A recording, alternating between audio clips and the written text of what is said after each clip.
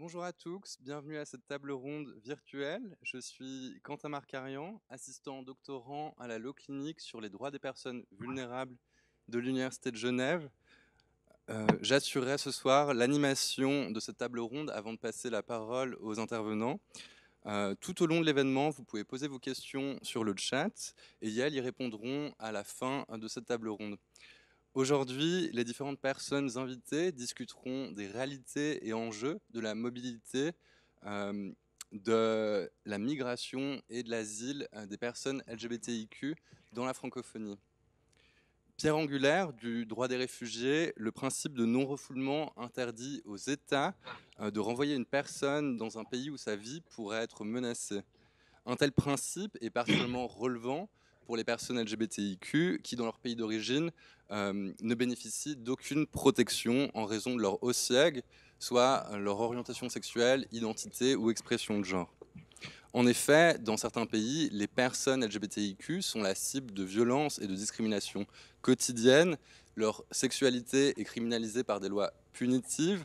Leur identité de genre est menacée par les crimes de haine et les transféminicides. Leurs démonstrations publiques interdites par le gouvernement et leur drapeau arc-en-ciel considéré comme immoral, blasphématoire par les autorités. Lorsque ce n'est pas la mort, l'enfermement, la torture, les arrestations, c'est seulement l'impossibilité de vivre leur OSIEG ouvertement qui pousse les réfugiés LGBTIQ à fuir. C'est justement ici que le principe de non-refoulement devrait prendre tout son sens. Pourtant, les États rencontrent de grandes difficultés à reconnaître de manière explicite les persécutions en raison de l'OSIEG en tant que motif d'octroi du statut de réfugié. En Suisse, par exemple, la Suisse a considéré récemment qu'une personne homosexuelle pouvait être valablement renvoyée en Gambie. La Cour européenne des droits de l'homme a condamné la Suisse car elle a évalué que les autorités internes n'avaient pas suffisamment apprécié les risques auxquels pouvait être soumise cette personne si elle venait à être renvoyée, les risques de mauvais traitement, pardon.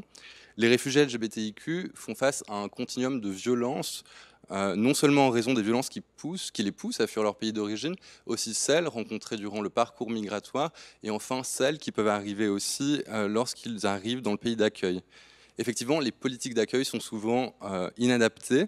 En France, par exemple, la majorité des centres d'hébergement sont séparés de manière binaire entre hommes et femmes. Les personnes trans se voient alors contraintes d'aller dans les centres correspondant à l'identité de genre qui leur a été assignée à la naissance, ce qui pose certains problèmes pour leur sécurité.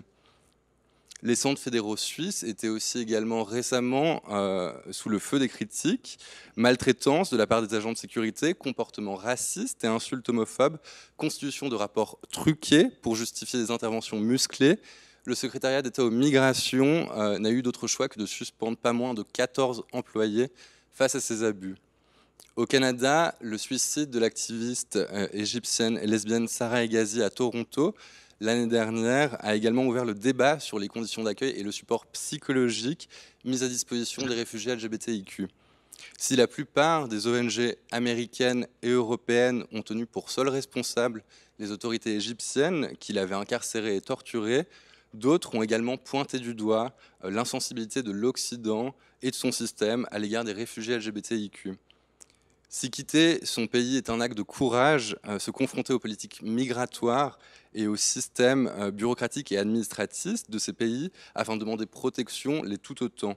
Jonché de nombreux obstacles, le chemin pour obtenir le droit de rester peut être particulièrement complexe et difficile à vivre pour les réfugiés LGBTIQ.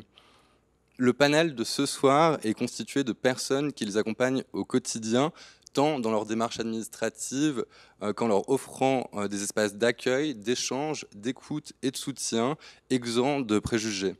Et elles se substituent en quelque sorte à des politiques étatiques souvent défaillantes et désemparées lorsqu'il s'agit de répondre aux besoins des personnes se trouvant dans des situations de vulnérabilité spécifiques.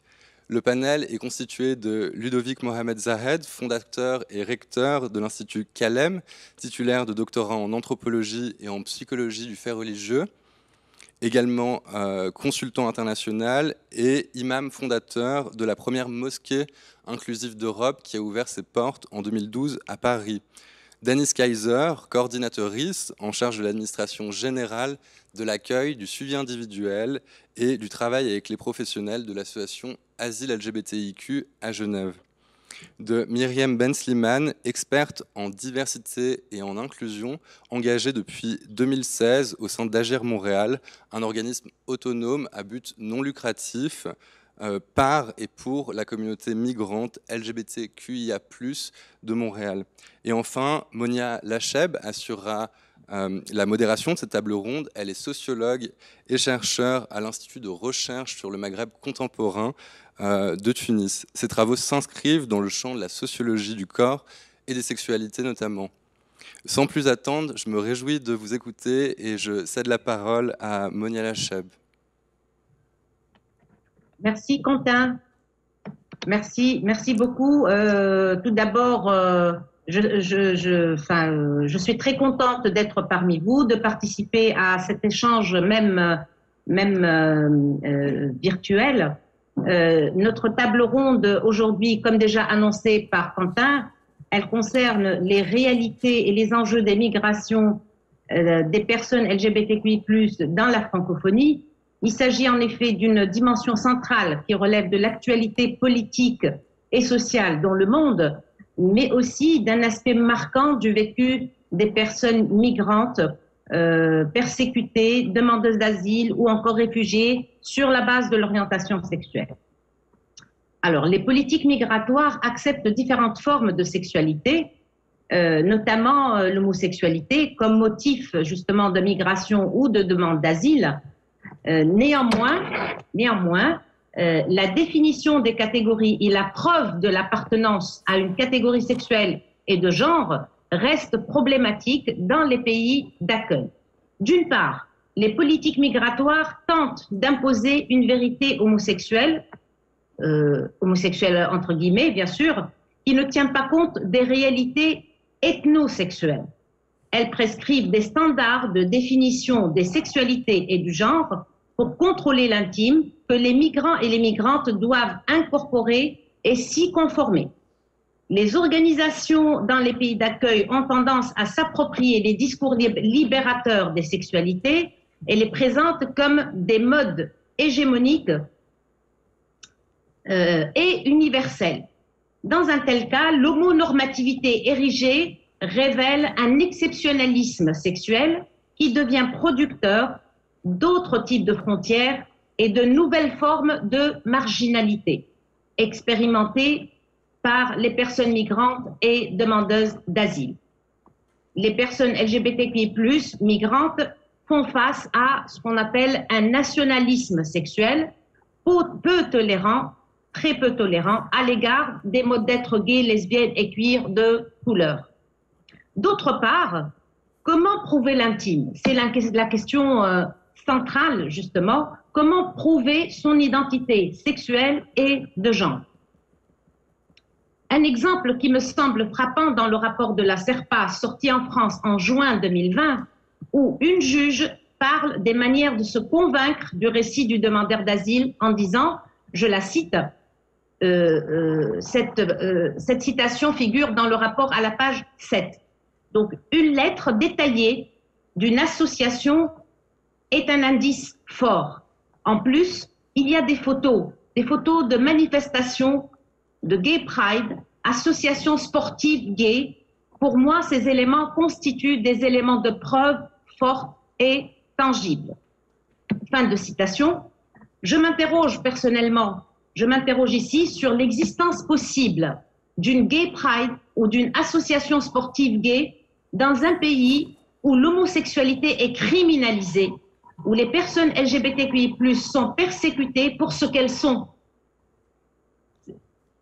C'est ainsi que l'homonationalisme conduit au refus des demandes d'asile et renforce les barrières et les frontières. Donc, différentes structures et associations accompagnent les personnes LGBTQI+, dans leur parcours migratoire et de demande d'asile. Nous avons les représentants et représentante de 3 associations installées dans des contextes différents, propres à des pays francophones qui peuvent nous parler de ces réalités complexes. À titre indicatif, nous avons Ludovic Mohamed Zahed, représentant de l'Institut Calem, Marseille, Anis Kaiser d'Asile Genève et Mariam Ben Slimane d'Agir Montréal.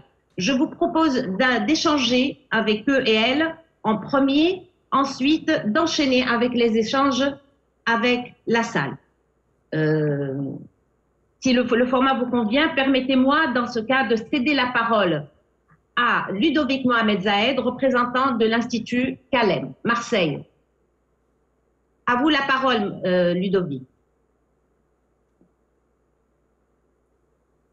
Bonsoir à tous, merci pour l'organisation de ce webinaire. Merci Monia pour cette très bonne introduction, je trouve, qui plante assez bien le décor. Donc il a été convenu pour le public de commencer ma présentation par une explication, un détail de mon parcours personnel qui m'a amené au travail que je réalise aujourd'hui à l'Institut. Je vous parlerai ensuite en quelques mots, parce que j'ai 15 minutes, n'est-ce pas, Monia? Tout à fait, oui. Juste 15 minutes, chronométré. Je vous parlerai ensuite des activités à l'Institut. Et ensuite, je dirai quelques mots de notre réseau local qui travaille sur la recherche, la publication, la formation et l'accueil de personnes LGBT+, issues des communautés musulmanes, issues de la migration, des demandeurs d'asile, des migrants en général, qui sont confrontés aux problématiques que nous essayons de comprendre par le biais de nos recherches et de nos formations. Donc, je m'appelle Ludovic Mohamed Zahed, j'ai grandi en grande partie en Algérie. Jusqu'en 95, au moment de la guerre civile, nous sommes donc partis nous réfugiés à Marseille, où je vis encore aujourd'hui, avec une bonne partie de ma famille. En Algérie, j'avais étudié la théologie, et non pas la théologie inclusive, intersectionnelle et progressiste, pas la théologie de la libération, mais une théologie teintée très fortement d'islam politique, d'islamisme, comme on dit. J'ai pour habitude de dire qu'à l'époque, quand on voulait s'intéresser comme moi très tôt dans ma vie à la spiritualité, on avait le choix entre à droite de la mosquée les salafistes et à gauche les frères musulmans. Donc c'était un peu, en termes d'idéologie politique, je parle, le choix entre la peste et le choléra, qui a mené à tout un tas de conflits plus ou moins larvés, voire de guerres civiles dans nos pays d'origine en Afrique du Nord et au Moyen-Orient. En tout cas, qui a contribué, parce que ça se passe aussi dans d'autres pays qui ne sont pas musulmans et qui ne sont pas à majorité croyants. Donc, quand je suis venu en France, donc en 95, j'ai tenté d'y voir plus clair en termes identitaires, en termes de rapport à ce qu'on appelle en France la laïcité, en termes d'intégration tout simplement. À 17-18 ans, donc j'étais entre la pratique religieuse et la découverte de qui j'étais, de ma sexualité, c'est-à-dire que l'homosexualité avait enfin été nommée. Déjà en Algérie, lorsque je regardais un programme de télévision où 2 hommes en couple témoignaient de leur vie de couple et militaient pour l'accès à un contrat civil qui est devenu le Pacs par la suite en 98, si je ne m'abuse. Donc j'ai compris à ce moment-là déjà, même avant d'avoir quitté l'Algérie, que je n'étais pas tout seul. Et en même temps, je me suis dit, ça va quand même être compliqué parce que ça, on ne le nomme jamais dans ma culture, mais en même temps, c'est quelque chose de problématique. À chaque fois qu'on en parle indirectement, c'est pour le condamner. Et le fait qu'on ne le nomme pas ou on ne nomme plus l'homosexualité ou la transidentité, les identités minoritaires, sexuelles ou de genre ou d'expression, est quelque chose d'assez récent dans le monde dit arabo-musulman. Et ça, j'y reviendrai plus tard. Donc, en France, je découvre ces identités gays, LGBT, comme on dit. Le problème, c'est que pendant 2 ans, je suis assez écartelé, comme disent pas mal une grande majorité des personnes LGBT queer d'origine ou de confession arabo-musulmane que j'ai interviewé pour ma thèse d'anthropo notamment, il y a une dizaine d'années, écartelé entre une représentation de l'islam politique finalement, qui n'a rien de spirituel ou d'universel, qui est une façon d'exprimer l'antisémitisme, l'homophobie, la transphobie, la misogynie sous couvert de religiosité. Et la seule représentation que j'avais à l'époque de l'homosexualité que j'ai découverte, c'est une représentation religieuse, voire islamophobe, ou en tout cas teintée de préjugés envers les personnes dites racisées, envers les gens qui ne sont pas d'origine européenne et qui ne sont pas issus de familles judéo-chrétiennes, pour dire les choses rapidement. Donc à l'époque, j'étais totalement incapable de formuler la moitié de ce que je viens de vous dire. Mais en tout cas, voilà, j'étais travaillé, transpercé, écartelé par ces identités dites oxymoriques, qui sont en théorie, dans la représentation qu'on en avait à l'époque, pour la majorité des gens, qui étaient oxymoriques, incompatibles, irréconciliables. Donc sur la base de cela, je me dis, c'est compliqué, mais en même temps c'est très intéressant. Donc je m'intéresse aux sciences humaines, aux sciences sociales, en plus de la théologie que j'avais étudiée. Et donc en 2010, je fonde l'Association des homosexuels musulmans de France pour discuter de ces questions-là ensemble, en me disant bon, c'est pas possible, il y a quelque chose à faire par rapport à ça. Et je me souviens qu'un des déclencheurs, le trigger que j'ai eu à l'époque, c'était un débat que j'ai vu encore une fois à la télé. Je lis beaucoup, mais je regarde beaucoup la télévision aussi. C'est assez instructif de voir les commentateurs. Et à l'époque, c'était Caroline Fourest et Tariq Ramadan. Donc entre la Suisse et la France, ça fait référence. Et je me suis dit non, mais c'est pas possible. Il y en a un qui ne connaît absolument rien à la question de la sexualité. Bon, on a vu ce qui lui est arrivé plus tard, mais en tout cas à cette façon de se représenter la sexualité et le genre, et l'autre qui ne connaît rien à la question de l'islam, tout simplement. Donc en 2010, on crée ce collectif. Plusieurs années plus tard, on est rejoint par tout un tas de personnes, d'individus, de confession ou d'origine arabo-musulmane, qui ne sont pas LGBT et qui nous disent mais cette déconstruction que vous avez opérée du rapport à la spiritualité comme philosophie de vie et non pas comme un dogme politique, c'est quelque chose qui nous intéresse. Donc on veut s'investir et c'est comme ça qu'on a fondé ce qu'on a appelé la mosquée inclusive, la première mosquée inclusive d'Europe à Paris en 2012, sur le modèle de ce qui existait auparavant, déjà en Amérique du Nord, donc Canada aux États-Unis, en Afrique du Sud, en Indonésie, plus grand pays musulman au monde. Donc je me suis dit, bon, finalement, ça sera possible en France. Et en plus, qui parle de religion aujourd'hui? Personne. On était en 2010-2012. Bon, là-dessus, sur ce détail-là, précisément, on s'est trompé parce que ça a quand même pas mal fait réagir, et tant mieux d'ailleurs, parce qu'on a eu beaucoup de réactions très positives de gens qui nous ont parlé de leur envie de s'engager sur ces questions-là, justement, qui commencent de plus en plus à poser problème depuis lors. Quelques réactions négatives avec des gens qui pensaient qu'on salissait l'islam, très intéressant d'ailleurs, parce que pour eux, de mêler la question de la sexualité, voilà, ce tabou, cette chose qu'on ne nomme plus, mais qui est structurellement liée à notre identité pourtant, et qui n'était pas jusqu'au début du XXe siècle dans le monde dit arabo-musulman un tabou, bien au contraire. Eh ben, on n'en parle pas et il faut certainement pas mêler ça à quelque chose à la fois de sacré et de très distant. Finalement, la spiritualité, le divin, la religion, voilà, une représentation réifiée de l'islam, non seulement dogmatique, politique, mais en même temps réifiée. L'islam est une forme d'idole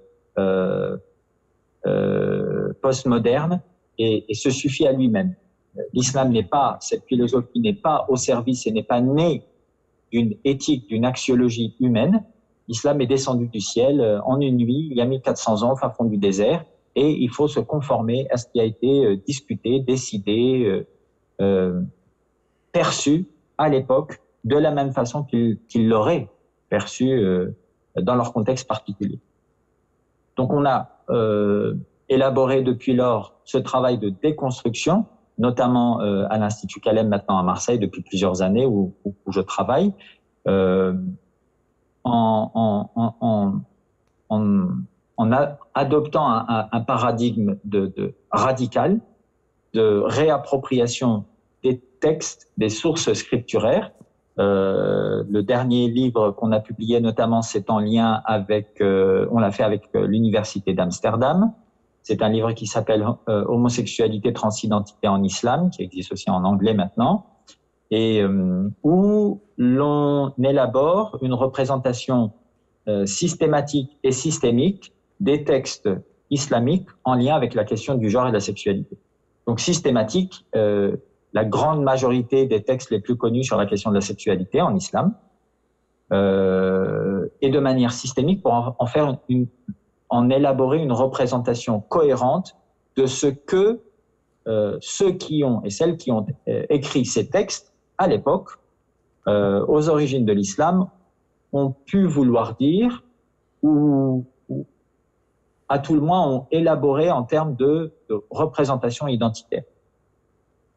Donc on redécouvre des traditions où des hommes efféminés, des femmes masculines, donc Mukhannathun, Mustarjilat, ça pourrait être des LGBT, même si c'est anachronique, mais des minorités, des personnes qui appartiennent à ce qu'on appelle aujourd'hui des minorités sexuelles, étaient accueillies chez le prophète des musulmans.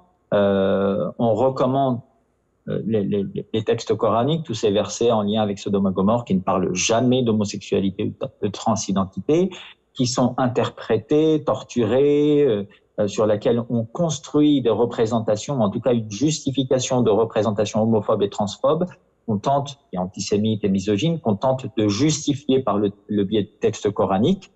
Il reste 2 minutes, merci. Et c'est pour ça que je vais vous parler du reste des activités à l'Institut, notamment donc la publication, la recherche, la formation ouverte à tous, notamment d'imams hommes, femmes, trans, progressistes, dits progressistes et inclusifs.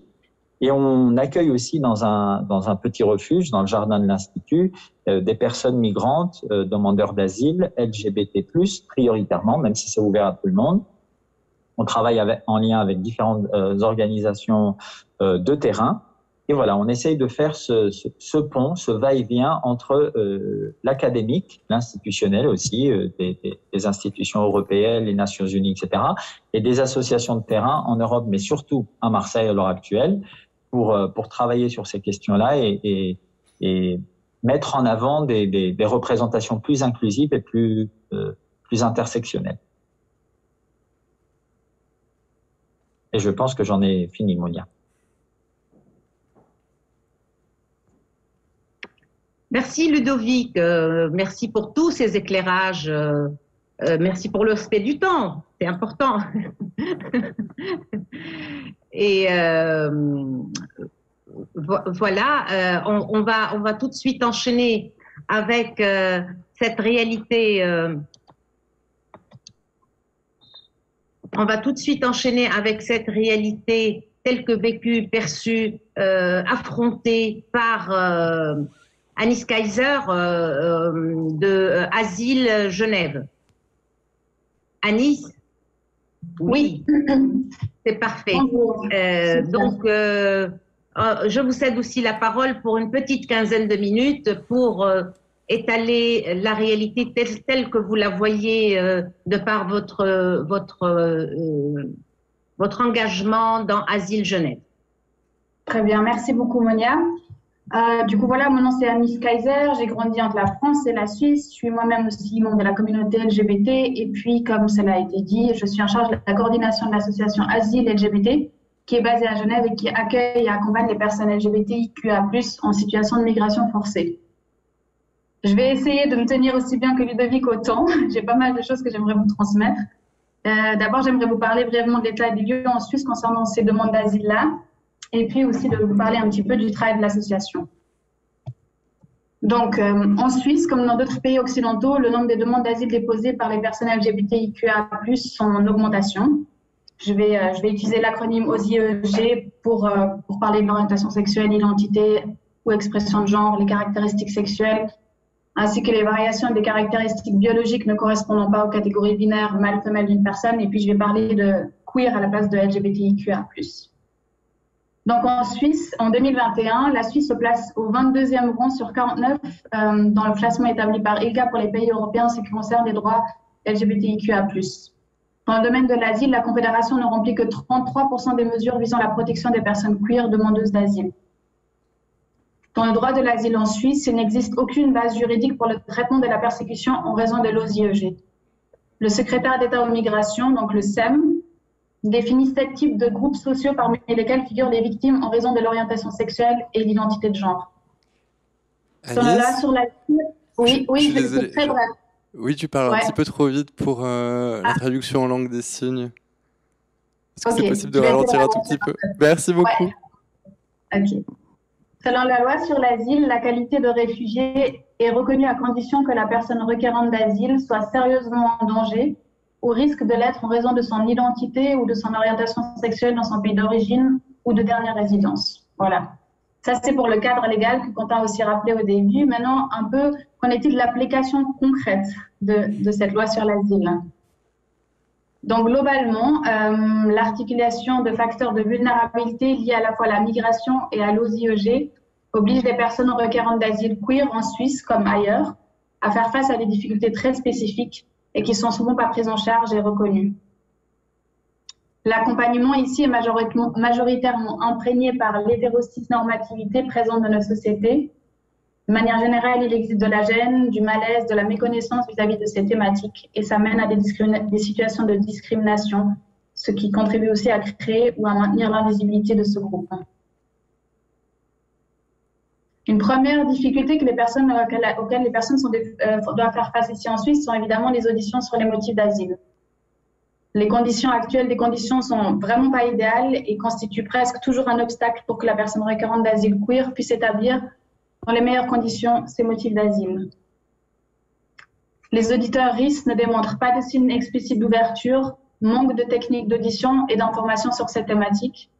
Et elles ne disposent donc généralement pas des compétences nécessaires pour traiter la thématique de manière adéquate. Malheureusement, le SAM ne propose pas de formation obligatoire sur ces spécificités. Et à notre information, la dernière formation qui était optionnelle remonte à plus de 4 ans. La méconnaissance du SEM sur des contextes et réalités spécifiques en lien avec les questions LGBTIQA+, des pays d'origine mène aussi régulièrement à des évaluations des risques de persécution erronées. À titre d'exemple, au Maroc, les personnes queer continuent d'être victimes de discrimination et de violences, y compris de menaces de mort et de viol, bien que la stigmatisation sociale et la crainte de poursuite en vertu des lois sur la sodomie aient découragé les individus à signaler les problèmes. Le code pénal marocain criminalise les actes licencieux ou contre nature avec un individu de même sexe. Les peines vont de 6 mois à 3 ans d'emprisonnement. Pourtant, en début d'année 2021, donc très récemment, le SAM a prononcé le renvoi d'un jeune homme cis homosexuel marocain, considérant que bien que l'homosexualité soit considérée comme illégale, les autorités font preuve d'une certaine tolérance dans les grandes villes et que les peines ne sont que peu appliquées. Des arrestations n'auraient lieu que rarement pour ce motif, car cela suppose un flagrant délit. À condition de rester discret sur son orientation, le jeune homme peut donc, selon le SEM, sans problème retourner au Maroc. Malheureusement, cet exemple en est un parmi beaucoup d'autres. Au niveau de l'analyse juridique, il y a aussi beaucoup de choses à dire. Les connaissances lacunaires et très probablement aussi une certaine résistance à prendre au sérieux les motifs de fuite sur base d'OSIEG se répercutent fortement sur l'évaluation des demandes d'asile en Suisse. De manière générale, l'appréciation des faits et l'analyse de la vraisemblance de ces éléments repose sur des stéréotypes sur la vie, les expériences et les logiques d'action des personnes queer. Les motivations principales de refus au droit d'asile en Suisse portent sur le caractère de la vraisemblance et de la crédibilité de l'OSIEG. Moi, je mets aussi le CS, caractéristiques sexuelles. Par exemple, dans une décision négative qui a été rendue en fin 2020 à une jeune femme du Congo, le SEM a appuyé son analyse de la vraisemblance de l'orientation sexuelle en fonction de la capacité de la requérante à expliquer les étapes de la transition relationnelle vécue avec son amante, d'une amitié à une relation de couple. Voilà, brièvement, le caractère contradictoire, le manque de détails, l'incohérence et la banalité des affirmations, ainsi que la difficulté pour la personne queer à fournir des informations détaillées, explicites et cohérentes selon la perspective du SEM sont généralement évoquées pour motiver les décisions négatives, qui sont majoritaires. Il y a aussi la question de la discrétion. Très souvent, le SEM demande à la personne requérante d'asile queer d'avoir fait son coming out et de s'être concrètement exposée à des discriminations dans son pays d'origine pour pouvoir obtenir l'asile.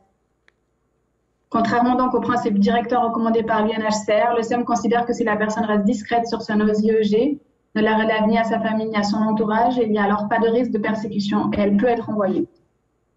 Malheureusement, aujourd'hui, le tribunal administratif fédéral suit aussi cette pratique.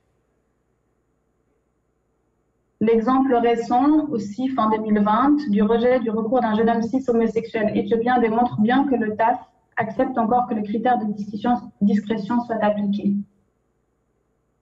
Dans cette affaire, il examine la situation des homosexuels en Éthiopie et convient que l'homosexualité y est criminalisée, érigée en tabou dans la société et la famille, que des soins médicaux peuvent être refusés à une personne homosexuelle, surtout si elle est séropositive, et que dans l'ensemble, il n'y a pas de possibilité de vivre ouvertement et en sécurité en tant qu'homosexuel en Éthiopie. Anis, je suis désolée de t'interrompre à nouveau. Oui, il faudrait ralentir un tout petit peu. Excusez-moi. Merci beaucoup. Okay. Du coup, malgré ce constat-là, le TAF soutient qu'il n'existe pas d'éléments suffisants pour estimer qu'il existe une persécution collective des homosexuels en Éthiopie. Et donc, pas de risque pour la personne, pour ce jeune homme, en cas de retour. La pression psychique insupportable à laquelle elle devrait faire face, elle n'est pas non plus prise en considération. Voilà.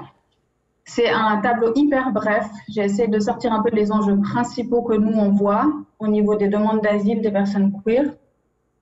Maintenant, j'aimerais vraiment parler aussi de qu'est-ce qui se passe quand elles sont reconnues comme réfugiées ou quand elles reçoivent une admission à titre provisoire, ce qui semble être de plus en plus le cas d'ailleurs. Les obstacles à l'intégration sont particulièrement nombreux ici pour cette population. Je peux rappeler brièvement les objectifs de l'agenda intégration suisse, qui a comme objectif de créer un cadre qui permet aux personnes réfugiées de faire rapidement partie intégrante de la société suisse et de s'intégrer dans la vie professionnelle.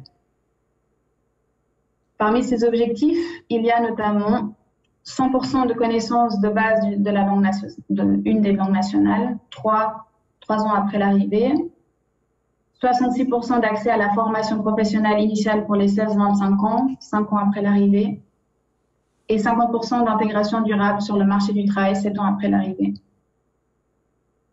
Pour les personnes réfugiées queer, ces objectifs nous paraissent complètement audacieux et je crois que leur atteinte est obstruée par vraiment énormément d'obstacles et de difficultés. Ce n'est pas dans les objectifs de l'agenda d'intégration suisse, mais on peut parler rien que de la question du logement ou à l'accès à un logement sécurisé. Quentin, tu l'as rappelé aussi, tu l'as aussi évoqué dans ton introduction. Donc ici en Suisse, après réception de la décision d'asile, les cantons sont responsables de l'hébergement. Les personnes sont donc logées dans des foyers. C'est des espaces d'hébergement collectif où elles ne peuvent pas, où leurs besoins spécifiques ne peuvent pas être pris en compte, où elles sont de nouveau et encore exposées à de nouveaux risques de discrimination.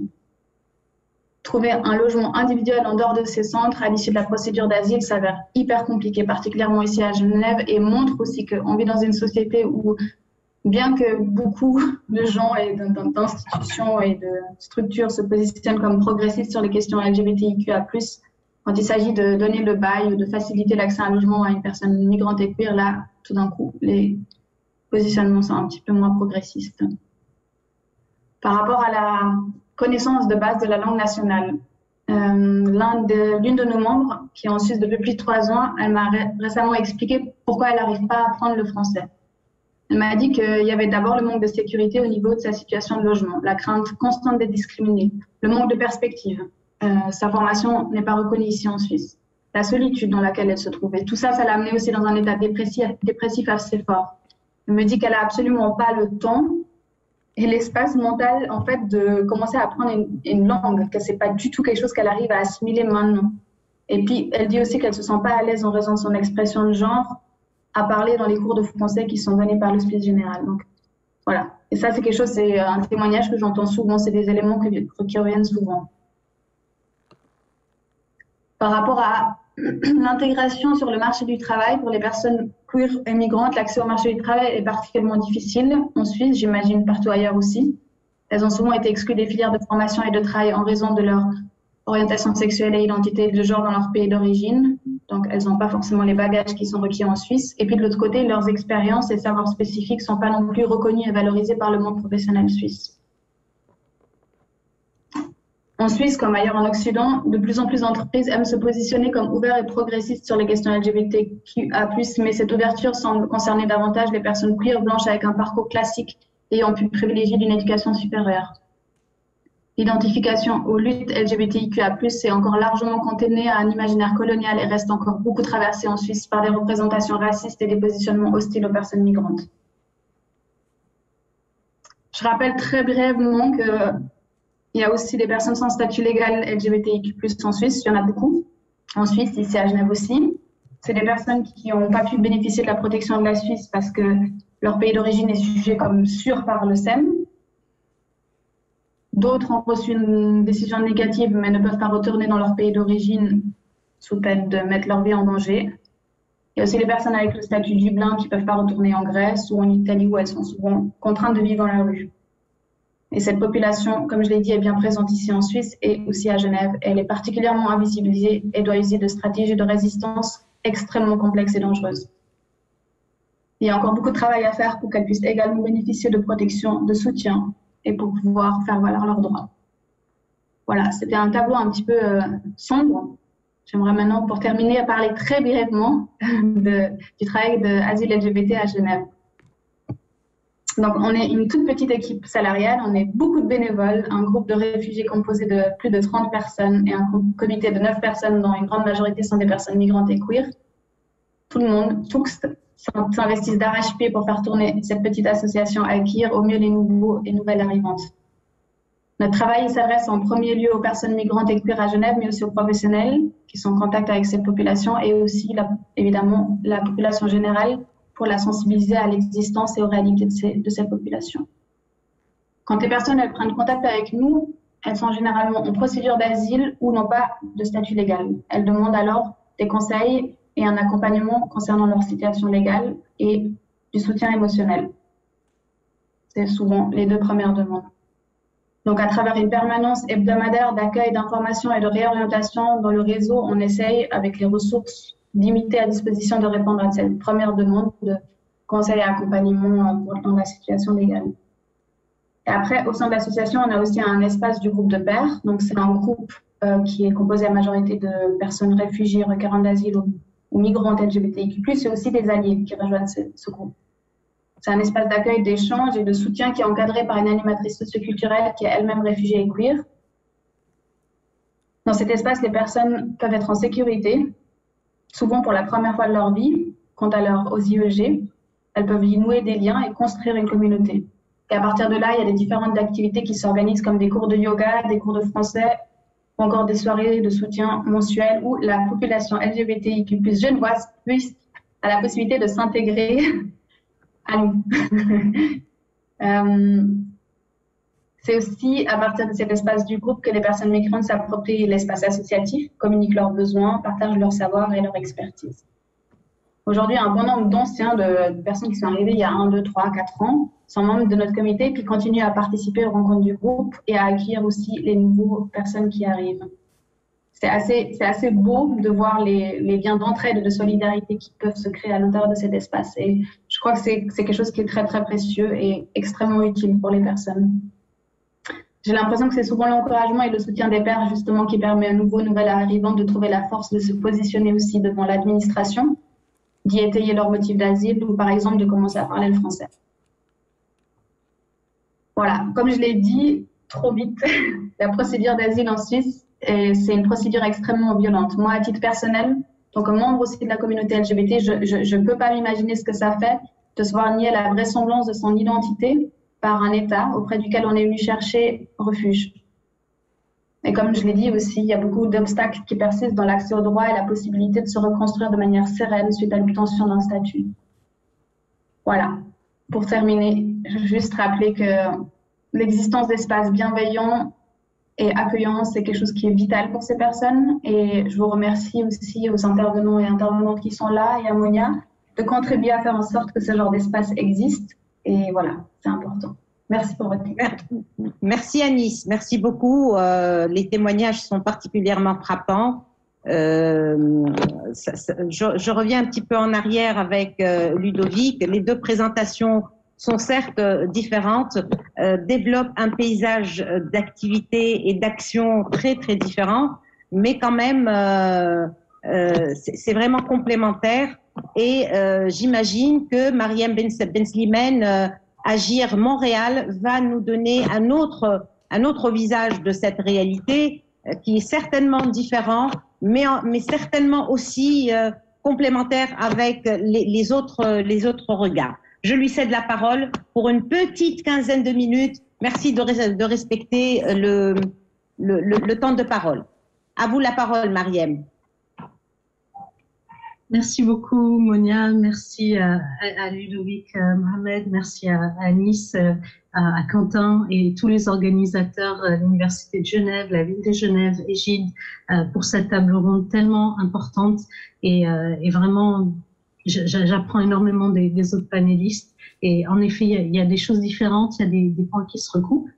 Je vais vraiment essayer de respecter le temps pour qu'on puisse échanger après.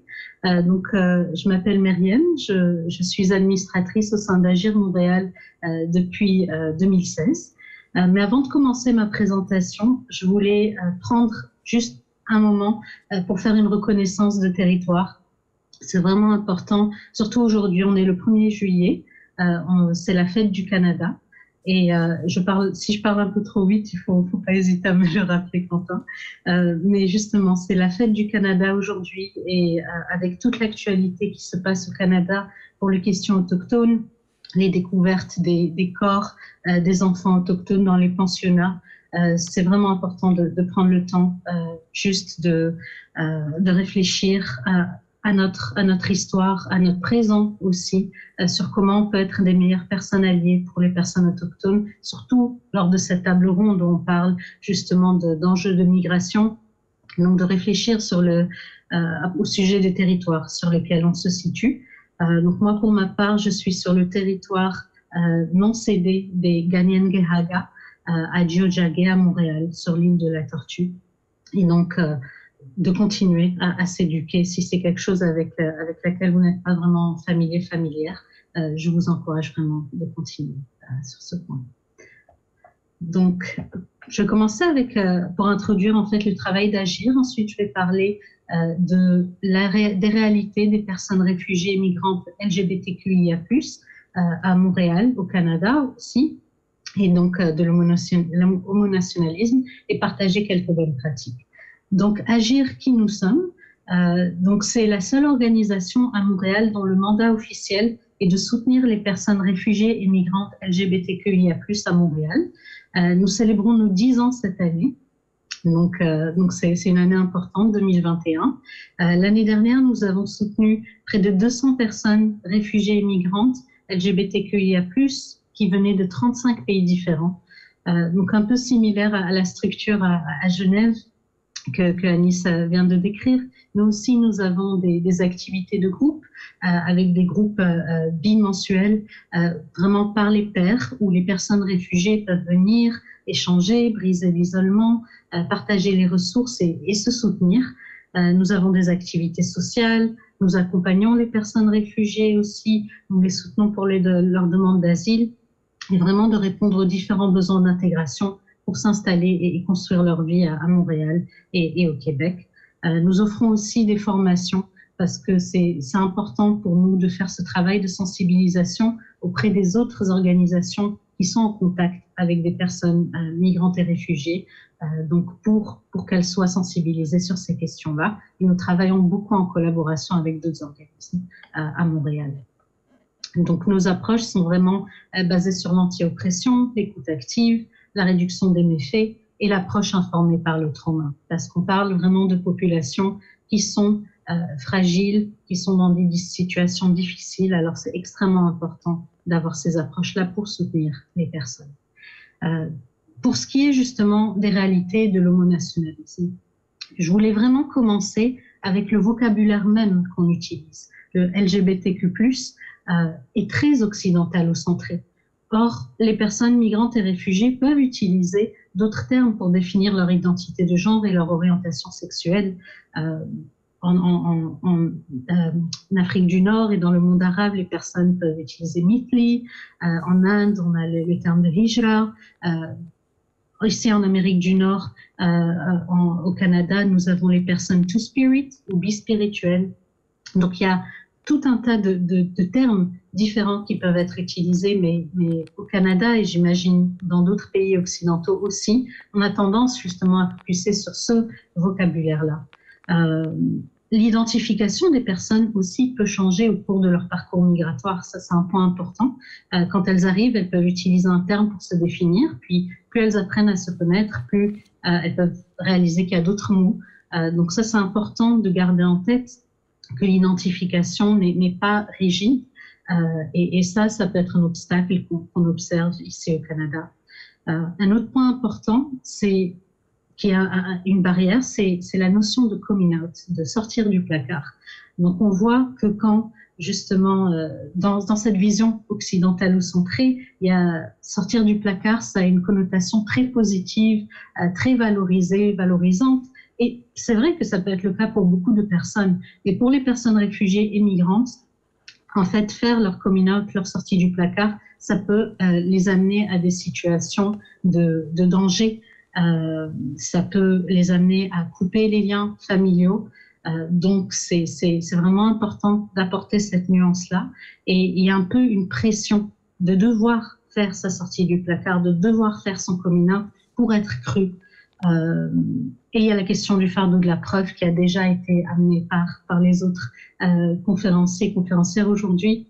Mais comment faire la preuve de quelque chose qu'on a caché en fait pratiquement toute sa vie pour se protéger dans les pays d'origine? Comment prouver et ce qu'on observe, en tout cas à Agir, c'est que justement il y a une certaine vision de ce à quoi une personne lesbienne devrait ressembler, une personne gay, une personne queer, trans, et on voit qu'il y a des personnes réfugiées qui vont essayer de se conformer à cette image que le Canada, que la vision occidentale a, même des personnes LGBTQ+, lors des audiences, et il y a toute cette pression et ce fardeau qui est important.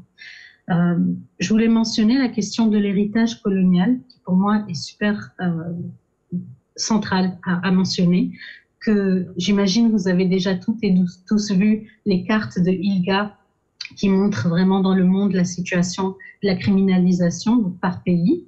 Donc les pays qui criminalisent, les pays où il y a des protections juridiques.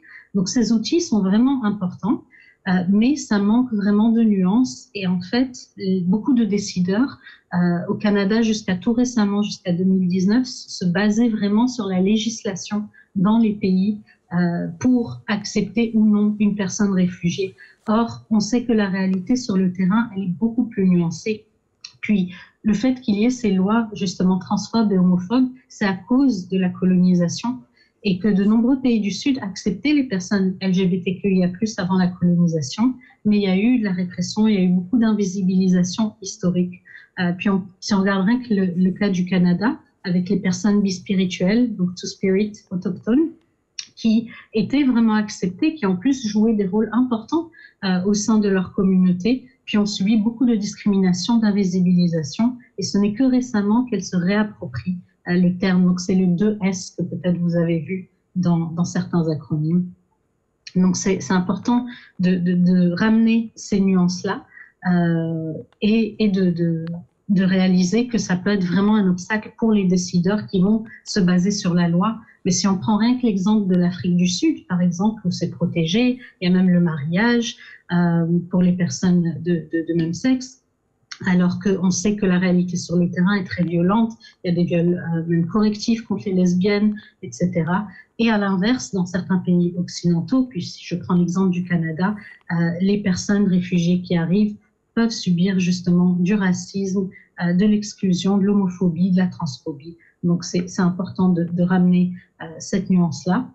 Et il y a un discours libératoire au Canada, que les personnes LGBTQIA+, quand elles arrivent, vont être libérées en arrivant au Québec, en arrivant au Canada, donc avec le discours de White Savior, alors que les réalités sont complexes. Et ça invisibilise aussi le travail des militants, militantes des pays du Sud qui font un travail incroyable sur le terrain pour faire avancer les droits.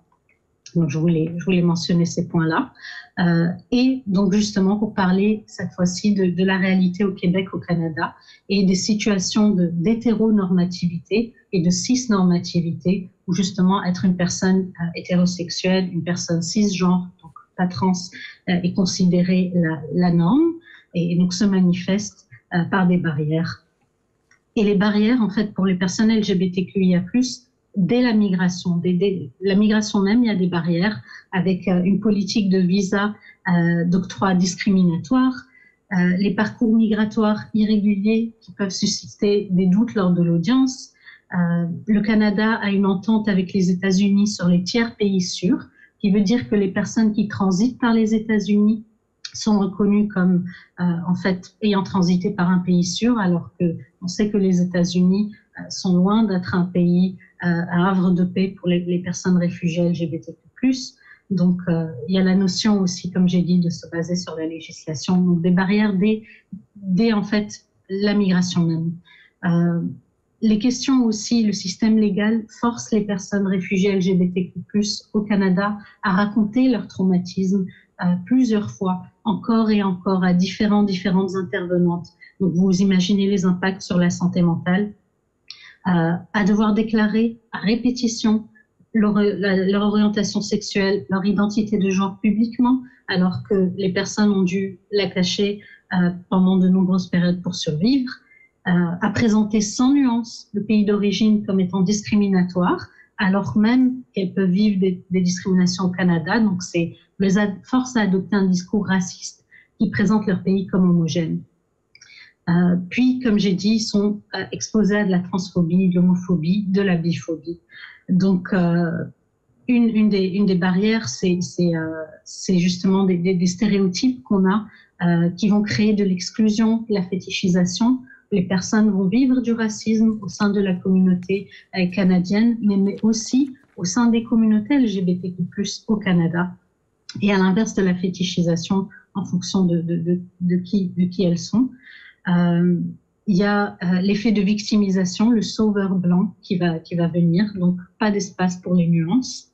La question des familles aussi, donc c'est que les personnes réfugiées LGBTQIA+, à l'inverse des autres personnes réfugiées, n'ont souvent plus de contact, de relation avec leur famille, puis le concept même de famille est différent, avec des mariages forcés dans les pays d'origine ou des mariages pour la couverture, le fait d'avoir des enfants.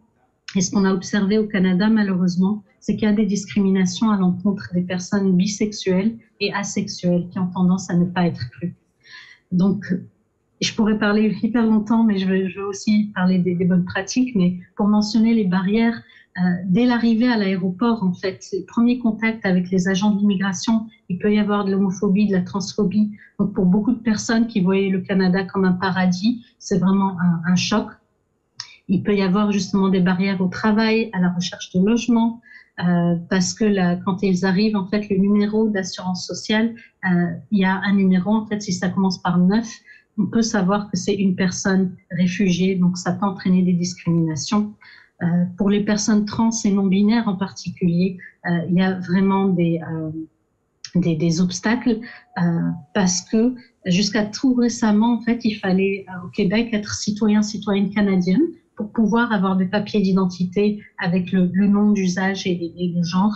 Donc ça voulait dire qu'en fait, les personnes trans et non-binaires naviguent toute la vie, trouver un logement, trouver un emploi, avoir accès à des services et des soins avec des papiers qui ne représentent pas qui elles sont, puis de toujours devoir faire un coming out. Donc, vous imaginez les barrières qu'il y a à ce niveau-là. L'accès aux soins de santé sont vraiment très difficilement accessibles pour les personnes demandeuses d'asile. Il y a des barrières linguistiques, il y a des temps d'attente pour l'audience qui sont très longs, et il y a un manque d'espace sécuritaire pour les personnes réfugiées et migrantes à Montréal. Donc, je vais juste prendre du temps pour parler des bonnes pratiques, des pistes, en fait, vraiment d'intervention. Ce qui est important, c'est de considérer les identités des personnes LGBTQIA+, réfugiées dans leur complexité intersectionnelle, de construire des espaces inclusifs et sécuritaires, d'encourager l'empowerment communautaire et les organismes par et pour, de demeurer conscient de l'influence du passé colonial, ne pas nécessairement pousser les personnes au coming out et à l'identification à des catégories identitaires occidentales, faire de son mieux vraiment pour utiliser un langage inclusif, respecter les pronoms, respecter les noms d'usage, d'avoir une approche vraiment pleinement anti-oppressive. Et donc, ça veut dire aider les personnes réfugiées à comprendre les options qui s'offrent à elles et à faire leur propre choix, ne pas venir et dicter les choix et venir les sauver. Justement, garder un dialogue critique par rapport à soi-même, être attentif aux dynamiques de pouvoir et aux micro-agressions et autonomiser au mieux les personnes, à la fois au sein des organisations, au sein de la société, en centrant leur voix et leurs expertises. Pour nous, c'est extrêmement important. Et je vais m'arrêter là. Merci beaucoup.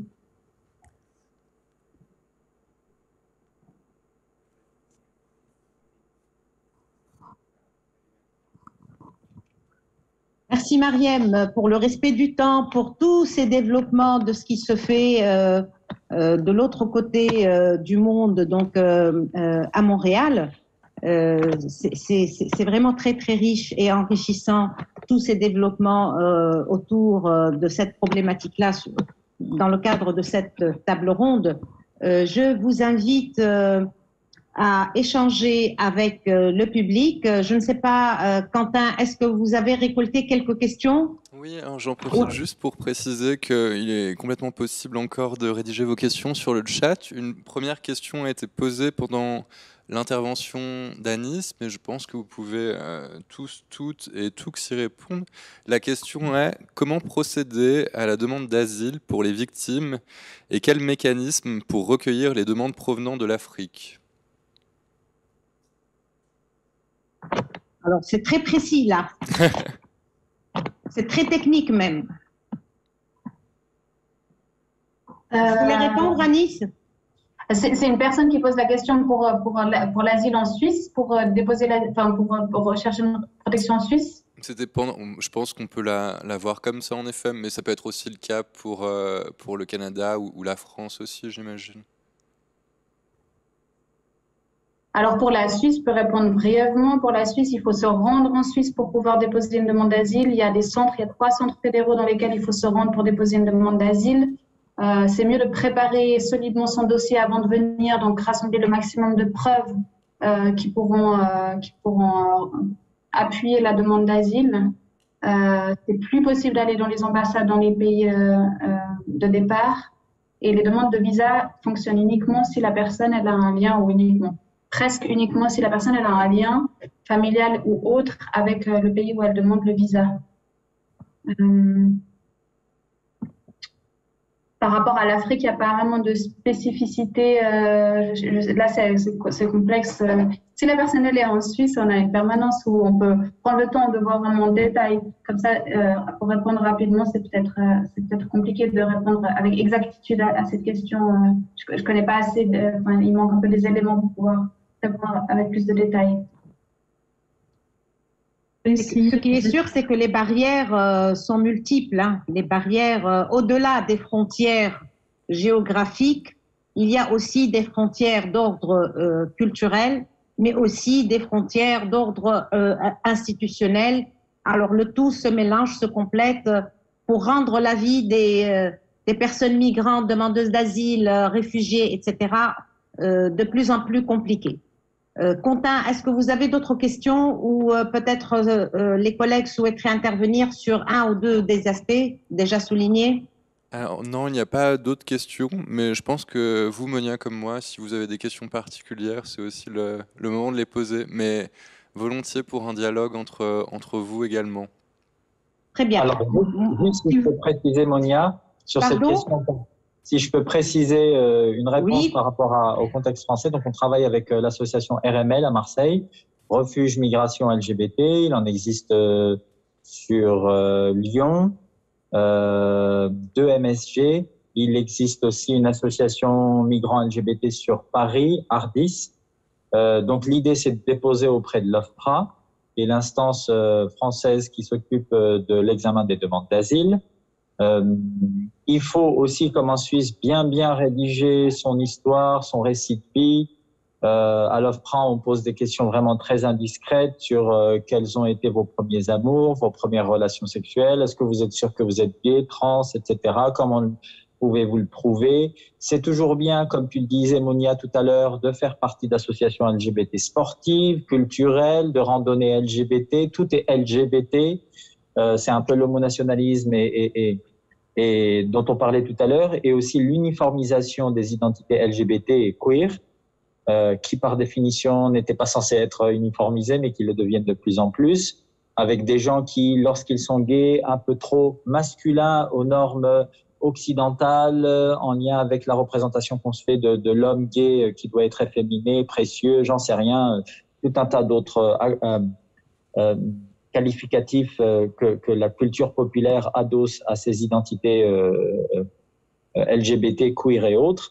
Eh bien, si vous ne cadrez pas avec les normes de féminité, de masculinité, de transidentité en lien avec ces identités selon l'administration, votre demande a une énorme chance, même lorsqu'elle est très bien rédigée, très bien justifiée, recommandée par tout un tas d'associations, d'être tout simplement refusée. Il y a aussi la question des pays sûrs où certaines personnes étaient renvoyées en Afghanistan en leur disant non, mais en fait, maintenant c'est un pays où il n'y a plus vraiment de guerre, donc vivez cachés et tout ira bien. Bref, donc il y a pas mal de choses à faire. C'était un peu l'idée qu'on avait de ce webinaire, de se dire qu'on pourrait par la suite établir un rapport que l'égide se chargera de rédiger et qu'on pourrait en extraire pour ce webinaire en particulier une déclaration qu'on adressera aux Nations Unies, aux instances européennes, à la Commission européenne, pour demander plusieurs choses. Donc ça, c'est vraiment ouvert aussi à la collaboration avec le public. Donc vous aurez les emails à la fin de ce webinaire où vous pouvez nous joindre pour des suggestions, des idées à rajouter dans cette déclaration qu'on aimerait pouvoir rédiger à la sortie de ce webinaire, pour demander notamment d'arrêter de juger les personnes demandeuses d'asile queer, LGBT en fonction de normes occidentales, d'une forme de verbalisation et d'acronymes occidentaux qui ne correspondent pas aux cultures d'origine, bien évidemment. Beaucoup de gens, contrairement à ce qu'on pense, ils se font passer pour des gays ou des lesbiennes pour avoir le statut de réfugié. C'est en général bien souvent l'inverse. Les gens n'osent même pas dire, parce qu'ils viennent de cultures où c'est tabou, qu'ils sont homosexuels, trans. Ils sont la plupart du temps pas même au courant du fait que de demander l'asile parce que vous êtes LGBT queer, ça vous donne une chance de l'obtenir en plus. Donc il y a tout un travail à faire par rapport à ça. On pensait aussi à demander parce que s'il y a de plus en plus de réfugiés qui viennent chez nous depuis des années en Europe, c'est parce que chez nous, là-bas de l'autre côté de la Méditerranée, on est de plus en plus homophobe, transphobe, fasciste, antisémite, enfin jusqu'à la guerre civile parfois dans certains pays. Donc il faudrait arrêter, par exemple, de laisser certains prédicateurs ici en Europe utiliser la religion, la culture, que sais-je, des pays d'origine pour justifier de l'homophobie, de la transphobie avec des ouvrages ou par exemple des Corans. En ce qui me concerne, je connais bien la question des Corans traduits dans toutes les langues avec la cité des homosexuels pour Sodome et Gomorrhe, ce genre de choses. Donc voilà, il y a pas mal de choses à mettre dans ce type de déclaration. On a encore envoyé avec l'Institut et le réseau GIN, Global Interfaith Network, donc des leaders religieux gays, lesbiennes, trans.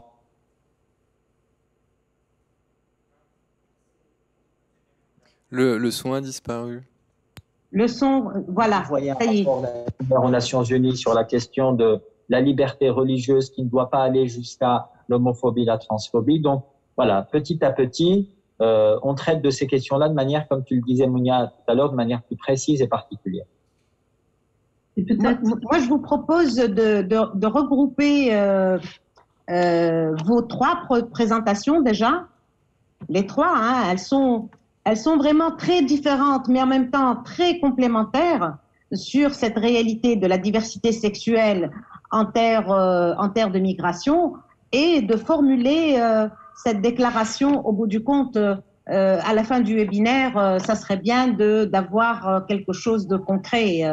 Il ne s'agit pas de faire le webinaire et de se dire voilà, c'est fait, au revoir.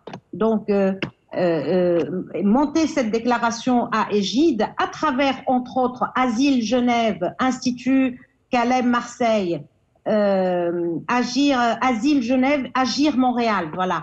Il ne faut pas que je me trompe sur les deux, c'est tellement semblable. Donc, à travers ces différentes structures, pourquoi pas, chapeauté par égide, avec le soutien des différents pays francophones, avec le soutien aussi des organisations internationales, pourquoi pas. Donc, voilà, ça ne peut que soutenir la communauté LGBTQI++ migrante et soutenir les associations qui travaillent avec ces personnes quasiment, je dirais, en état de détresse quand même, en état de détresse dans les pays de départ, mais aussi dans les pays d'arrivée. C'est assez compliqué quand même. Mariam, vous voulez prendre la parole? Oui, je voulais rajouter, allez-y. Même si Anis et Ludovic Mohamed, vous avez parlé de tellement points importants, au Canada, justement, pour le processus de demande d'asile, une chose que les personnes ne savent pas forcément, c'est que quand justement les personnes arrivent avec un statut irrégulier sur le territoire canadien, certaines personnes peuvent être détenues et aller en prison, en fait, au Canada, parce que justement elles arrivent avec des situations irrégulières, alors que ce sont des personnes justement qui fuient des situations de persécution, qui fuient des situations où potentiellement elles pourraient aller en prison dans leur pays d'origine et se retrouvent en prison au Canada. Et certaines, on a eu des cas à Agir où, par exemple, dans les pays d'origine, les personnes risquaient peut-être 3 mois de prison, puis elles passaient 6 mois, 7 mois en prison au Canada.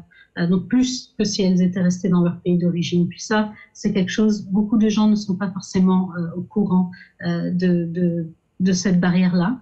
Et les déportations aussi, qui avaient été temporairement stoppées à cause de la pandémie, de la COVID-19, qui ont repris. Donc le gouvernement canadien a repris les déportations de personnes réfugiées et migrantes, donc des personnes LGBTQ+, aussi. Puis toute la question des pays sûrs, dits sûrs, comme Ludovic Mohamed le mentionnait, c'est tellement important parce que beaucoup de décideurs se basent encore sur la législation, n'ont pas les nuances de la réalité sur le terrain. Et ça, c'est extrêmement, extrêmement important parce qu'il y a des personnes qui se voient déportées, qui se voient refuser l'asile alors qu'elles sont dans des situations de vie ou de mort. Merci beaucoup. J'en profite, il y a d'autres questions qui ont été posées par le public, notamment une question qui est: y a-t-il eu des collaborations avec des établissements spécifiques d'intégration d'immigrants afin d'accompagner les personnes queer, migrantes et réfugiées, et quels étaient les défis de collaboration? Je peux répondre en premier. Allez-y, Mariam. Ok, c'est sûr que nous, à Agir, on est une petite structure aussi, on est vraiment dans la collaboration, on ne veut pas réinventer la roue. Il y a plein d'organismes qui offrent des services de francisation, donc pour la langue, de recherche d'emploi, de recherche au logement. Donc on collabore beaucoup. Les défis, c'est quand on collabore à la fois avec les personnes, les organismes LGBTQ+, qui sont pas forcément sensibilisés sur les questions de migration, de réfugiés, et pour les organismes qui ne sont pas LGBTQ+, mais qui travaillent avec les personnes migrantes et réfugiées, qui ne sont pas sensibilisés sur ces questions-là. Alors c'est pour ça que nous, à Agir, on a développé des formations pour justement offrir aux équipes, offrir même à des personnes du gouvernement des différents niveaux. On a un palier provincial, un palier fédéral, un palier municipal, pour être sûr que les personnes arrivent et reçoivent des services et sans subir d'homophobie, de transphobie, mais c'est un gros défi, c'est sûr. Ludovic, vous souhaitez compléter? Alors, je rebondirai juste sur ce que vient de dire Mariam. Effectivement, dans les services qu'on peut proposer à des associations de terrain, c'est justement de mettre en réseau, de fournir des outils, académique, épistémologique, logistique, tout ce qu'on veut, mais aussi de leur apprendre comment profiter en fait des interactions que ces associations peuvent créer. Et donc, comme vous le disiez très bien, Myriam, ne pas réinventer la roue. Vous avez des associations qui donnent des cours de français qui sont très heureuses de le faire gratuitement pour des réfugiés, des migrants, surtout lorsqu'ils sont en plus LGBT, queer. Vous avez des associations sportives qui peuvent donner accès à leurs services, à leurs sessions de sport, sans les faire contribuer financièrement, etc. Des personnes, notamment à Marseille, le président de l'association des réfugiés LGBT, c'est Moussa Fofana, qui fait un travail remarquable, qui est d'origine du Mali, qui est passé par l'Italie, qui a toute une histoire aussi, passionnante et très valeureuse, et qui, lui, travaille aussi maintenant chez AID, donc une association nationale de prévention contre le VIH/SIDA et les hépatites, et qui peut aussi fournir des soins de santé, des conseils, des dépistages, etc. Donc, l'idée, c'est vraiment de travailler en réseau, de pas réinventer la roue, parce que clairement, des financements sur des questions réfugiés, LGBT, si vous rajoutez la question de la culture, de la religion, du VIH et du logement, de la nourriture, c'est trop pour une seule structure. Même de grosses structures n'arrivent pas à répondre à tous ces besoins. Et malheureusement, vous avez souvent des gens qui parfois ne parlent même pas la langue. Quand ils arrivent en France, ils sont complètement perdus, traumatisés. Ils ont été parfois torturés lors de leur traversée de la Méditerranée ou de l'Afrique du Nord. Donc, l'idée, c'est vraiment de travailler en réseau et d'essayer de leur offrir le maximum d'aide entre différentes organisations. Merci beaucoup pour votre réponse. J'en profite, il y a plusieurs questions qui ont été posées, donc je vais essayer d'en regrouper certaines. Une qui pourrait être adressée à Anis et Ludovic, qui est concernant la question LGBTIQ et la pratique du culte musulman qu'elle accueille dans les mosquées. Et deuxième question, est-ce que vous savez s'il existe des structures comme le Calem en Suisse et comment discuter avec des jeunes musulmans, musulmanes non LGBTIQ, des ouvertures aux diversités que permet aussi l'islam? Ludovic, je te laisse faire, c'est vraiment ton dada là. Hein. 5 minutes, c'est ça? Non, mais alors rapidement, pour commencer par le plus concret, en Suisse, on travaille régulièrement avec le Lab à Genève, donc qui est une paroisse inclusive. Je ne saurais plus donner l'adresse, j'ai oublié, mais c'est dans un beau quartier, mais il n'y a que des beaux quartiers à Genève. Donc c'est une très très belle paroisse qui fait un travail remarquable et qui, depuis plusieurs années, on travaille ensemble, fait souvent de l'accueil de personnes ou du dialogue interreligieux avec des musulmans progressistes, inclusifs, queer, et de l'accueil de personnes concernées par ces questions-là. Donc, je vous recommanderais de vous adresser à mes frères et sœurs pasteurs et pasteureux du Lab à Genève. Sur la question des mosquées, alors théoriquement, quand vous écoutez ce que je qualifie, comment dire, de manière un peu taquine de barbus cisgenres, toutes les mosquées sont inclusives et l'islam c'est la paix, sauf pour, et la liste est longue, de ceux qui ne sont pas inclus dans cette paix des mosquées. Donc c'est pour ça aussi qu'on a fondé cette mosquée inclusive à Paris en 2012 et que ça existe maintenant un peu partout en Europe de l'Ouest parce que ça répond vraiment à un besoin. C'est pas juste on s'est mis dans un coin et on a pensé comment embêter tout le monde avec des mosquées tout en parlant d'homosexualité et de féminisme. Donc oui, le dialogue est compliqué, mais j'aimerais dire de manière un peu positive quand même que il s'est passé en 10 ans en Europe et ailleurs, parfois des choses difficiles, c'est sûr, mais en termes d'inclusivité, d'intersectionnalité, d'ouverture, de dépassement des tabous, il y a 10 ans, j'existais pas. Politiquement, quelqu'un comme moi n'existait pas et n'existait pas toujours sur la scène médiatique, académique, etc. Aujourd'hui, des gens comme moi, c'est possible d'exister. Vous allez sur les réseaux sociaux, il y a des choses qui ont été faites, qui ont été publiées, il y a des manuels de formation, des bouquins, des autobiographies, il y a des organisations auxquelles on peut se rattacher pour discuter de ces questions-là. Donc vraiment, la génération d'aujourd'hui, elle a certainement d'autres défis très difficiles, mais en tout cas pas celui-ci. Et je laisserai peut-être Anis continuer, si vous voulez. Oui, j'allais aussi citer le Lab, et puis il y a aussi à Neuchâtel, il y a Arc-en-Ciel qui réunit les chrétiens et chrétiennes de toutes les confessions et qui se posent des questions sur leur orientation sexuelle et identité de genre. Et puis, sinon, à ma connaissance, mis à part le Lab et Arc-en-Ciel, à Neuchâtel, je n'ai pas d'autres, je ne connais pas d'autres associations ou structures en Suisse. Et peut-être, si je peux me permettre de rajouter pour le Canada, d'abord, Ludovic, Mohamed, le travail que vous avez fait, c'était tellement, tellement important en termes de représentation. Je pense que pour beaucoup de personnes qui sont LGBTQ+, et qui sont musulmanes, il y a la sensation de devoir choisir, de ne pas pouvoir être les deux. Donc d'avoir ces représentations-là, ces espaces-là, c'est tellement important. À Montréal, on n'en a pas, malheureusement, mais à Toronto, on a la Unity Mosque, donc qui est inclusive, mais ça démontre juste les besoins de créer ces espaces-là, d'avoir ces représentations-là, c'est tellement important. C'est intéressant dans la mesure où on sent dans cet échange que le besoin est là, en fait. Le besoin des personnes LGBTQI+, queer, de couleur, qui viennent de l'autre côté de la barrière et qui sont confrontés à leur réalité culturelle et qui ont besoin justement d'être accueillis par des associations qui comprennent justement, qui adhèrent à cette diversité culturelle et qui sont ouvertes à cette diversité. Quentin, est-ce qu'il y aurait d'autres questions? Oui, j'en profite pour vous poser cette question qui est adressée à Myriam. Peux-tu expliquer un peu le travail de plaidoyer que Agir fait au niveau fédéral? Oui, bien sûr.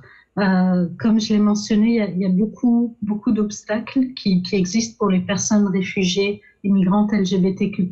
Donc, nous, c'est vraiment d'être amenés à travailler, à donner des formations de sensibilisation.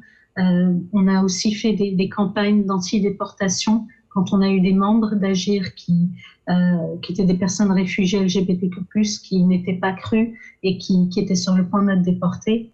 Donc ça, c'est des choses que notre équipe fait, et de vraiment se concerter aussi avec les autres structures au Canada, au Québec, pour parler du même voix, pour ramener justement ces propositions au palier fédéral. Une des choses récentes qui a bougé, donc comme j'ai dit, depuis 2019, il n'y a plus techniquement de regarder la liste des pays sûrs. Il y avait vraiment une liste que les décideurs avaient au moment des audiences, donc ça n'existe plus. Il y a des directives spécifiques justement aux questions de SOGI qui ont été mises en place pour les décideurs lors des audiences. Donc c'est sûr que nous, à Agir, on fait ce plaidoyer-là, puis on le fait en collaboration avec d'autres organisations, parce que c'est vraiment en parlant tous et toutes d'une même voix qu'on peut pousser les choses plus loin. Merci beaucoup pour ta réponse. Il y a une suite à cette question qui est et au niveau national pour faire avancer l'accès aux opportunités pour les personnes migrantes et réfugiées. Aux opportunités de travail ou c'est pas très précis? Ce n'est pas précisé. Mais la question de l'opportunité est beaucoup revenue. Je peux également vous en poser une autre à ce propos. Je remonte un peu. Quelqu'un disait qu'il y avait de belles réflexions, en tout cas ce soir, entre les sphères inter- et bicontinentales, mais quelles sont concrètement les opportunités mises à contribution des migrants et des réfugiés LGBTIQ pour tirer des énergies nécessaires afin de donner un coup de pouce à leurs pairs? Merci, c'est plus clair. Je sais pas si, parce que j'ai beaucoup parlé, si quelqu'un d'autre peut répondre en premier. Allez-y, Myriam, Okay. très rapidement. On donnera la parole à Ludovic tout de suite après, et à Anis, si elle a encore quelque chose à dire par rapport à ça. Allez-y. D'accord.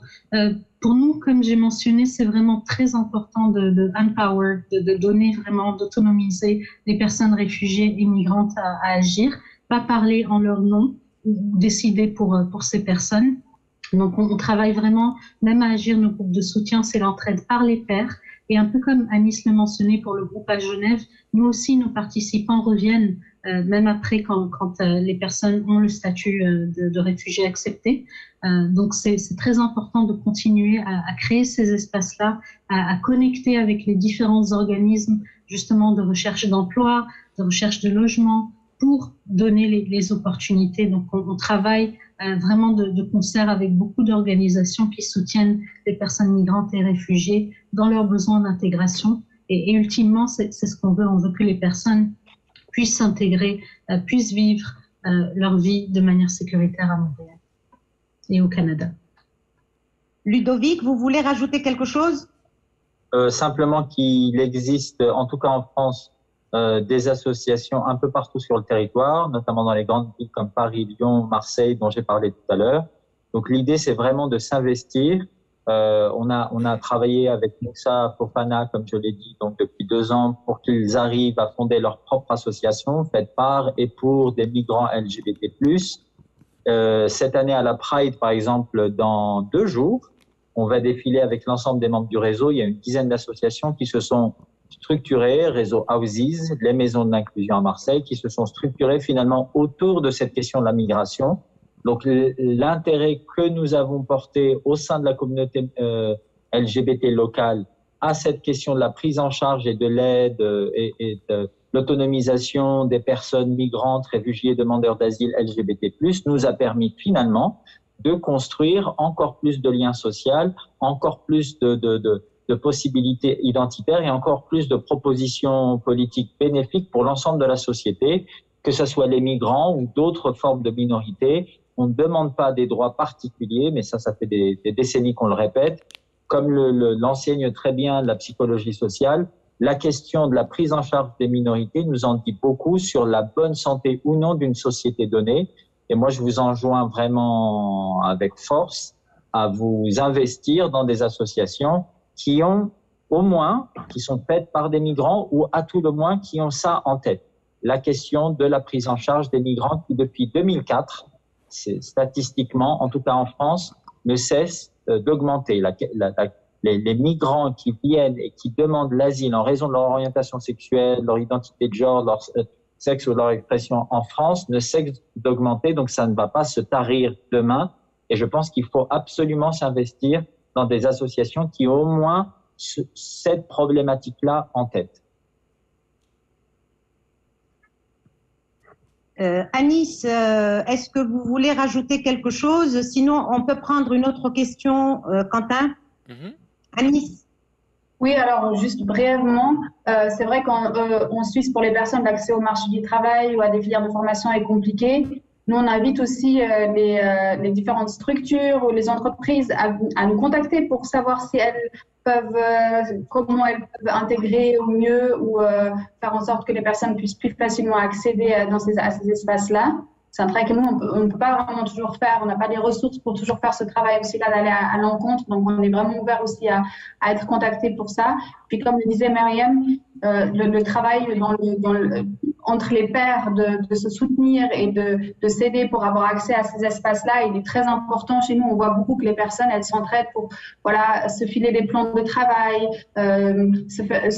s'aider pour s'inscrire dans des universités ou des autres écoles. On dit voilà, moi j'ai fait comme ça, viens je t'aide. Enfin, c'est vraiment un travail qui est très important et qui se passe beaucoup dans notre association où c'est finalement beaucoup les personnes qui ont le statut de réfugié ou qui sont admises à titre provisoire qui vont prendre par la main et qui vont aider les nouvelles arrivantes pour leur montrer par où elles sont passées, les accompagner dans les bureaux à la réception pour parler avec les secrétaires, etc. Ça, c'est vraiment un travail hyper précieux et important que les personnes réfugiées ici elles font pour aider les nouvelles arrivantes à avoir aussi accès à ces opportunités-là. Merci. Je vous rappelle que nous avons encore quelques 7 minutes pour notre table ronde. Est-ce que nous avons une dernière question, Quentin? Oui, alors c'est une question très précise qui nous vient d'une personne au Togo qui demande comment faire en tant que défenseur ou victime en Afrique de persécution. Et cette personne dit qu'elle reçoit des demandes et qu'elle ne sait pas comment procéder, ni à qui s'adresser, et elle souhaiterait avoir des contacts ou des adresses précises. Très bien. Ludovic, allez-y.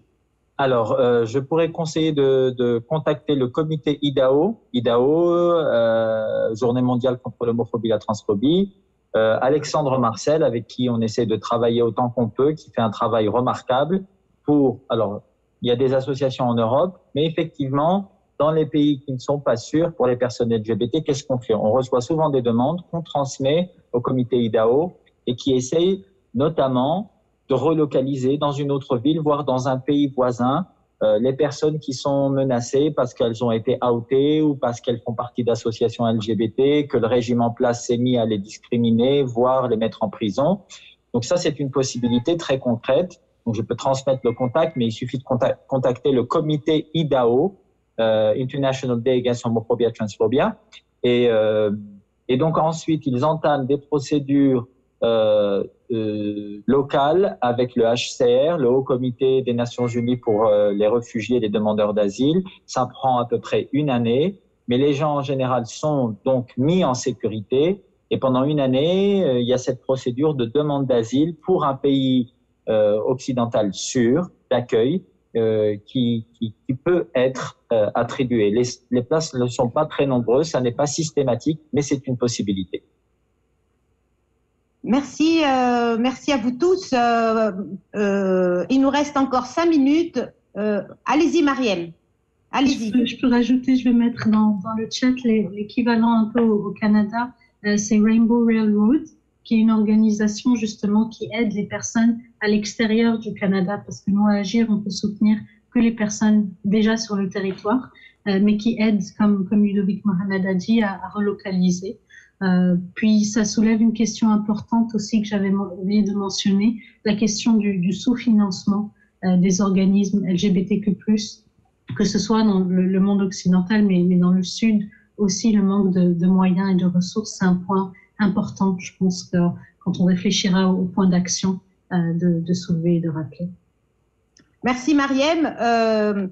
Pour conclure, je vous rappelle toutes et tous que nous souhaitons formuler une déclaration à la fin de cette table ronde. Nous souhaitons justement formuler cette déclaration avec tout ce qui a été débattu, tout ce qui a été formulé par les différentes structures participantes à cette table ronde, et avec les points forts et les axes vraiment qui émanent justement des différents terrains, les terrains francophones évidemment.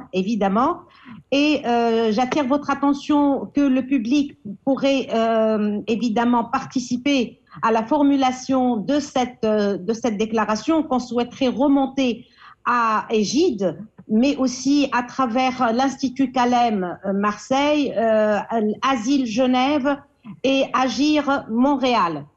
Pourquoi pas d'autres structures qui pourraient aussi se joindre à nous. J'invite aussi les structures internationales, l'ONU, les pays francophones. Nous attendons évidemment un soutien réel, effectif de leur part pour soutenir cette déclaration, pour qu'elle rapporte vraiment des éléments concrets qui changent le vécu des migrants, des migrantes, des demandeurs et demandeuses d'asile, des réfugiés de l'autre côté de la barrière. Donc, les acteurs internationaux, les acteurs nationaux aussi, régionaux, que tout le monde se mette en réseau pour renforcer cette déclaration avec l'espoir qu'elle apporte vraiment son fruit. Je vous accorde un petit mot, un dernier mot. Ludovic, Mariam, Anis. Un petit mot. Merci à tous et à toutes. C'est par de petits pas qu'on arrive à de grandes réalisations. Et je pense vraiment qu'on est dans une période où ce type d'action qu'on essaye de mettre en place là peut vraiment avoir des résultats effectifs et concrets à l'avenir pour les migrants et les demandeurs d'asile LGBT+ et queer. Merci. Mariem? Pareil, je voulais vraiment dire merci à tout le monde et à vous, Quentin et Monia et Anis et Ludovic Mohamed pour cet échange. Beaucoup d'idées importantes et j'espère qu'on pourra porter pour amener des changements. Comme l'a dit Ludovic Mohamed, j'ai l'impression que le monde écoute, alors c'est le moment de porter ces conversations. Et j'ai mis les informations dans le chat pour nous rejoindre. Merci beaucoup. Anis? De même, merci à Tuxt pour ce travail ensemble et à toutes les personnes qui nous écoutent. Je rejoins aussi Myriam, disons que on a besoin de sous, on a besoin d'être financé pour pouvoir continuer à accueillir et prendre soin et faire attention aux personnes qui arrivent et qui en ont besoin. Et voilà, merci pour ce qui a été dit, tout était très intéressant et j'ai pris plein de notes. Merci beaucoup. Bonne suite de soirée. Merci à vous tous. J'étais très contente d'être parmi vous. Merci pour cette belle organisation. Merci à Égide. Merci à Genève, Ferdinando Miranda. Merci Quentin d'être parmi nous aussi. On découvre de très belles personnes, très sympathiques, très accueillantes. Merci à tous et j'espère réellement voir se concrétiser ce beau projet de déclaration formulé collectivement pour le bien de toutes et de tous, notamment les migrants et les migrantes, les demandeurs et demandeurs d'asile, les réfugiés, surtout qui viennent du Sud.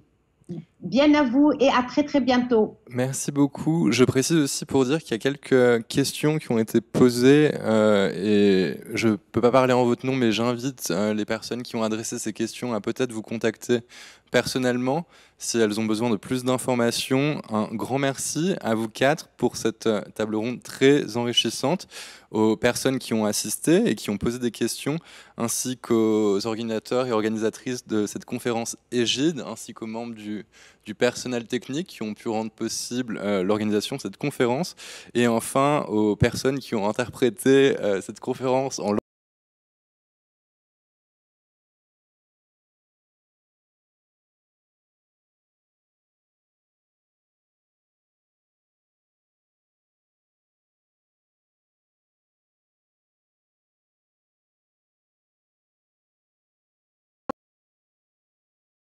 notamment pour inviter l'expert indépendant des Nations Unies sur les questions LGBTIQ, qui est Victor Madrigal Borloz.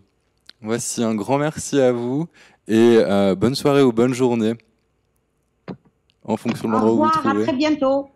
Au revoir. Au revoir. Ciao.